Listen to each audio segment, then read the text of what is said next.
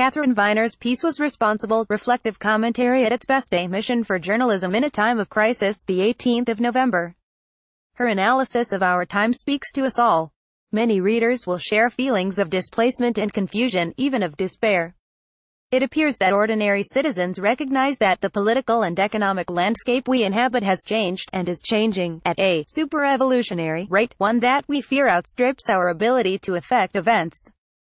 I became a supporter of The Guardian because, having worked in the media myself, I understand that the old, advertising funding model is no longer fit for purpose.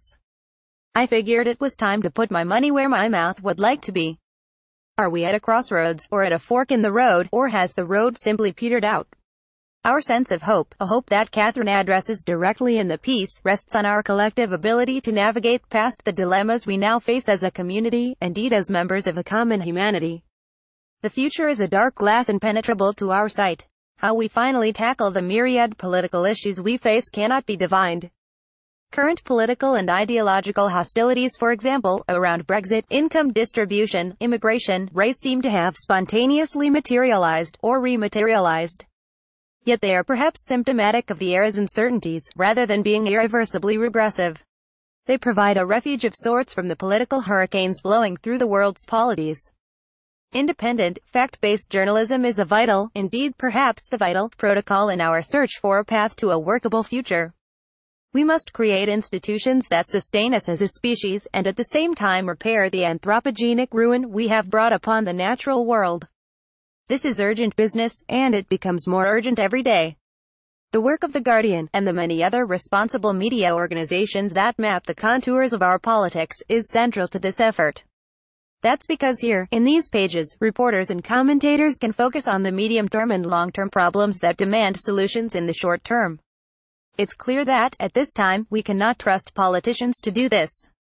John Clamp Chiang Mai, Thailand. Katharine Viner eloquently expounds the history and values of The Guardian, quoting C.P. Scott, "The newspaper has a moral as well as a material existence." This prompts me to reflect that the Paradise Papers have highlighted behaviors that, although strictly legal, are morally reprehensible. I would expect then The Guardian to lead a crusade to make them illegal too. The article concludes with a ringing statement of The Guardian's mission, to use clarity and imagination to build hope.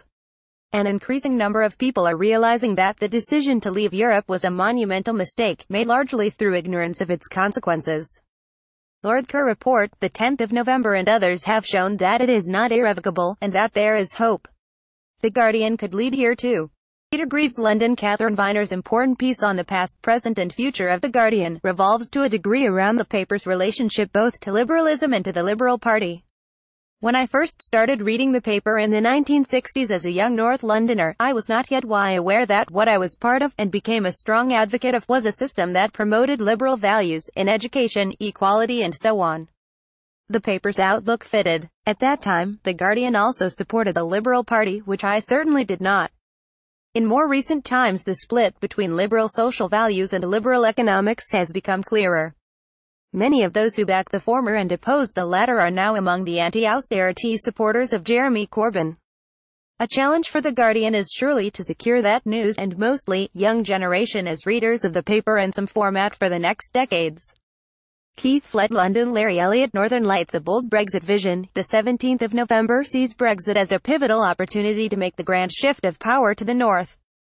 Katharine Viner, the next day, examines, with great clarity and a strong sense of history, the opportunities for The Guardian in today's time of change and dangerous flux, asking, among many other questions, how The Guardian can catch the mood of the people and turn it to beneficial account. She would like to know how the paper can become more representative of the societies it aims to represent. Only connect. Let The Guardian return to its roots. Let it become again the powerful mouthpiece of the North that it once was. Let it even reintroduce Manchester to its title. Let it draw on what is no doubt a rich reserve of local journalistic talent with first-hand knowledge of the challenges and opportunities of the northern regions. Note the plural. It would set a practical example of making change in a profession more ready to tell others what to do than to take positive action itself. It would enjoy the rejuvenation of leadership challenge and the breakout from the metro bubble. And its staff would probably enjoy a lifestyle of which they can only dream at present. Or, if not, let Larry Elliott write a further article, explaining why his ideas are good for nearly everyone else, even up to Parliament itself, but not for The Guardian. And no, my tongue was never further from my cheek. Richard Burdnunham, Northamptonshire. These are indeed times that Edward Armour would recognise. I appreciate the work and courage of The Guardian like at no other time in my life. Amid the swirling winds of misinformation and churlish attacks on decency, The Guardian represents hope and democracy. It is not an easy task. Investigative journalism is risky, especially now. I appreciate your light in the darkness. Good night and good luck. Vince Smeaton, Madrid, Spain. How wonderful to read Katharine Viner's article. It was lovely to see that you believe that we are all of equal worth, and so I would urge your correspondents to use inverted commas if they feel the need to use the phrase high net worth individual when describing a member of the super rich club. It may well be the correct term to use, but as we believe we are all of equal worth, surely it would be appropriate for your journalists to invertedly comma these individuals to avoid giving the impression that some are of more equal worth than others. Deirdre Burrell Mortimer, Berkshire. Join the debate via email guardian.letters@theguardian.com. Read more Guardian letters. Click here to visit goo.com letters.